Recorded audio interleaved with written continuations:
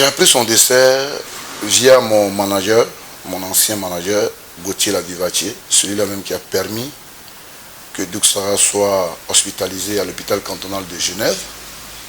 Voilà, qui était un ami, un fan de Doug Saga, qui faisait la promotion déjà du coupé décalé de manière générale, mais qui était fan de Doug Saga, qui était prêt à se mettre ses deux mains au feu pour Doug Saga. Donc c'est pas cet ami-là, béninois, Gauthier Lavivatier, c'est pas ce dernier-là que j'ai appris la mort de Stéphane.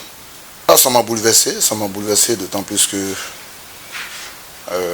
c'est un frère que je venais de perdre, c'est un modèle que je venais de perdre, c'est un concepteur, c'est un penseur, c'est un acteur que je venais de perdre, qui a lancé un mouvement qui a changé carrément la mentalité africaine, de la jeunesse africaine. Donc c'était un gros choc. Et 12 ans après, vraiment nous sommes encore sur le choc, mais c'est la volonté de Dieu, la légende continue. Voilà. J'étais pas à Abidjan lorsqu'il est décédé, j'étais en train de me chercher en France. Je l'ai appris sur les réseaux sociaux et ça m'a touché, ça m'a vraiment fait mal de savoir qu'il était parti. Mais c'est Dieu qui donne, c'est Dieu qui reprend, donc voilà. Aujourd'hui, on le pleure toujours et il est en haut et il nous regarde, donc voilà, ça m'a beaucoup fait mal. C'est avec beaucoup de tristesse que j'ai appris sa mort, comme beaucoup d'autres Ivoiriens. J'étais vraiment touché parce que le monsieur il n'a pas vraiment duré dans la musique, en fait, je veux dire. Au moment où son mouvement commençait à décoller, à s'exporter, c'est en ce moment-là qu'il est décédé. Et franchement, j'ai été très touché, très peiné, parce que moi, en tant qu'arrangeur, je rêvais de travailler avec ce monsieur. Et je n'ai pas pu travailler avec lui jusqu'à ce qu'il décède. Ça m'a vraiment touché. Et aujourd'hui, je suis très fier de pouvoir représenter ce mouvement qui est le coupé décalé que Doug Saga a créé. Et je ferai tout mon possible, en tout cas, pour l'amener aussi loin que possible. Waouh! Voilà la partie du film qui a attristé toute la Côte d'Ivoire et même toute l'Afrique.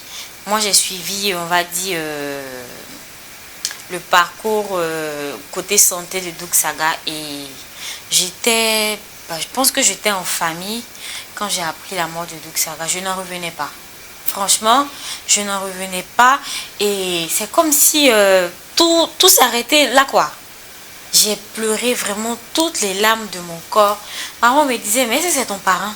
Je dis, maman, Doug Saga coulait dans mes veines parce que j'étais fan vraiment de Doug Saga. Et c'est avec beaucoup de tristesse que j'ai appris son décès. Et puis, ça s'explique pas, quoi. J'étais vraiment triste, tout simplement. Voilà, j'étais vraiment triste. Et je profite de cette lucarne pour lui souhaiter vraiment tout ce qui est bon là où il se trouve et que Dieu vraiment lui accorde le paradis. Voilà. C'est triste de perdre quelqu'un qui est aussi adulé par le public. C'est presque un guide pour une jeunesse. Quelqu'un qui a retrouvé, qui a donné l'envie aux gens de travailler, l'envie aux gens de bien vivre, de gagner leur vie. Et quand on perd quelqu'un comme ça, c'est sûr que ça agit sur le mental. Mais on a su maintenir, nous la jeunesse avons su maintenir le mouvement pour qu'il puisse continuer à grandir. Ben, comme toute bonne personne, hein, je pense que personne ne souhaite la mort de quiconque. Moi, quand il s'agit de mort, je n'aime pas trop même en parler parce que ça me fait couler les larmes. Parce que moi, j'ai perdu des gens très proches. Et Doug Saga, c'est quelqu'un de qui tout le monde était proche. Moi, je l'ai connu, je veux dire, voilà, dans ses débuts, il ne chantait même pas encore.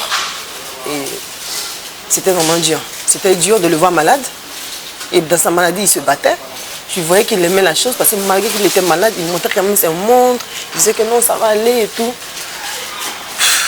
Moi, ce que je peux dire, voilà, c'est un génie dans l'art. Et son départ était vraiment très triste. Et on ne l'oubliera jamais, quoi, parce que c'est un mouvement qui fait fort. Voilà. Aujourd'hui, on chante tous le coupé décalé, on fait tous le coupé décalé, mais que les gens veulent ou pas, pour ceux qui le font bien, pour ceux qui font bien ce travail, ça nourrit son nom. Donc, vu le créateur, concepteur qui nous a quittés aussi tôt, si jeune, ça ne fait que faire mal, quoi. Voilà. Désolée si ma voix a un peu changé, mais là, on parle de mort. Donc, je suis vraiment désolée. Et ça fait vraiment très mal. C'est triste pour sa famille, c'est triste pour le milieu du coupé décalé. C'est vraiment triste. Et moi, je ne l'ai pas bien pris. Et quand je dis bien pris, on ne peut pas bien prendre la mort. Et c'est arrivé, c'est arrivé. On ne peut que prier Dieu pour que son âme vraiment, réellement repose en paix. Pour tout ce gros mouvement qu'il a pu mettre en avance. Et voilà, que son âme repose en paix parce qu'on n'oubliera jamais. Moi, je ne l'ai pas bien pris, mais au fur et à mesure, dit les morts, on est tous venus pour partir. Hein, et je pense que c'était son heure, il est parti, que son âme repose en paix. Voilà. Bah écoutez, quand tu apprends le décès de quelqu'un que tu considères déjà, c'est quelque chose qui déjà fatigue le cœur, qui déjà te traumatise. Et apprendre la mort de ce monsieur-là, imaginez vous-même. Voilà. On voyait déjà un grand frère qui partait, qu'on n'allait plus jamais le voir, ce qui fait déjà mal. Et on voyait pour nous la fin de toute notre carrière. Voilà, parce que c'est ce monsieur qui était au devant de tout. Donc pour nous, si ce monsieur n'est plus là, il n'y a plus rien. Voilà. Donc sa mort nous a vraiment touchés, nous a vraiment fait mal. On a eu, moi je me rappelle bien, je n'étais pas à Abidjan, mais je ne croyais même pas quand j'ai appris sa mort. Et tout, j'ai essayé d'appeler les gens à côté, on me disait ouais c'est vrai, mais je ne croyais pas. Il fallait que j'arrive à Abidjan, il fallait que je voie la réalité pour pouvoir réaliser que ce monsieur est parti. Ça a été un gros coup pour moi. Voilà. Ben, j'ai appris son décès par la télé, par les médias.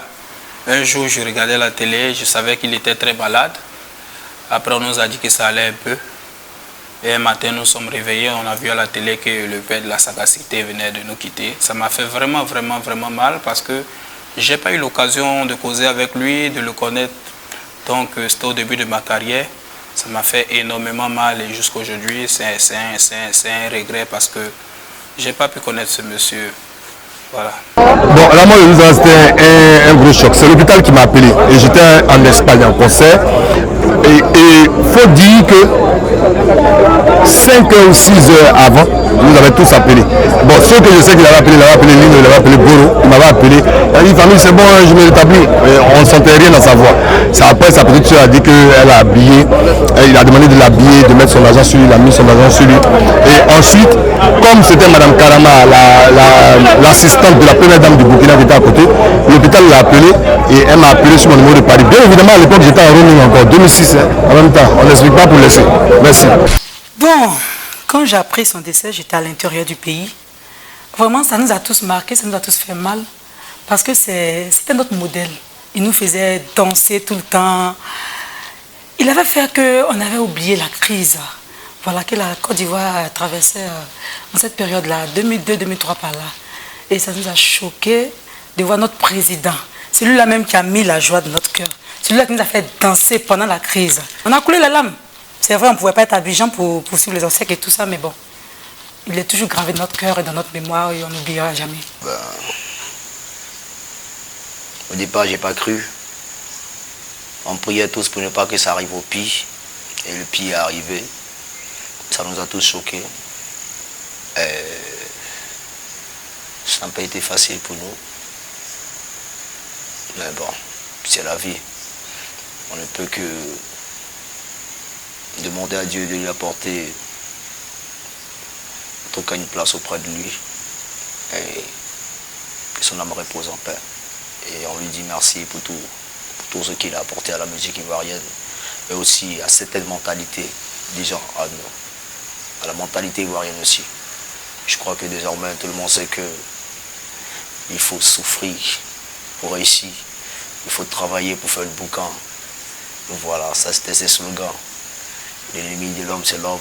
Il avait un truc, il avait des prédications en fait, que j'aimais bien. Donc c'est le boss. Big respect. Le Doug Saga, je l'ai appris par une dame. D'ailleurs, je l'ai vue tout dernièrement aux États-Unis. Elle s'appelait Madame Karama, qui fut le chargé de protocole du président, de l'ex-président du Burkina. Jeudi, je l'ai appris avec beaucoup de tristesse parce que c'est comme si je ressentais. On revenait de Genève et il était question qu'on rentre sur Abidjan et qu'on y reste. On est rentré. Il m'a dit non, il fallait qu'il parte au Burkina. Je lui ai dit non, qu'il ne fallait pas qu'il parte parce que ses docteurs lui ont dit de ne pas trop voyager. Il avait même pris des kilos quand on était à Genève parce que les docteurs sont très bien occupés de lui.